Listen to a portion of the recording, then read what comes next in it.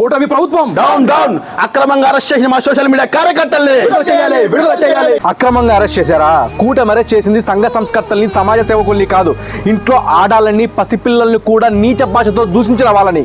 కడుపుకి అన్నం తినేవాడు అయితే ఇలాంటి భాషలు ఆడవాళ్ళ మీద వాడరండి మన సమాజం. సోషల్ మీడియాలో నన్ను అంటే తన సొంత చెల్లిని, తల్లిని, సొంత చిన్నాన్న బిడ్డను, వీళ్ళందరినీ మా అందరినీ ఎట్లా పడితే అట్లా మాట్లాడమని ఒక రకంగా ప్రోత్సహించింది జగన్మోహన్ రెడ్డి గారి. సొంత చెల్లె సోషల్ మీడియాలో మా అన్నే మా అందరినీ బూతులు తిట్టించాడు అని చెప్తుంది. మీ ప్రభుత్వంలో లాగా దళిత డాక్టర్ని హింసించడానికి, నామినేషన్లు విత్డ్రా చేయించడానికి, ప్రశ్నిస్తే కేసులు పెట్టించడానికి, ఆఖరికి మీ ఎంపీని సైతం కొట్టించడానికి పోలీసులు వాడుకోదు కూటమి ప్రభుత్వం. ఇక్కడ సంక్షేమ పథకాలతో పాటు స్త్రీ సంక్షేమమే ఫస్ట్ ప్రయారిటీ. ఇకపై వైసీపీ వారే కాదు, కూటమి సభ్యులైనా ఎవరైనా సరే ఆడవారిపై తప్పుడు రాతలు రాయాలన్నా, నీచమైన మార్ఫింగ్ చేయాలన్నా గుర్తు పెట్టుకోండి, శిక్ష తప్పదు. ఆడబిడ్డైనా సరే, ఇంక్లూడింగ్ వైఎస్ఆర్ కాంగ్రెస్ నాయకుల యొక్క భార్యలకు, కూతుర్ల పైన పెట్టిన వదిలిపోతుంది.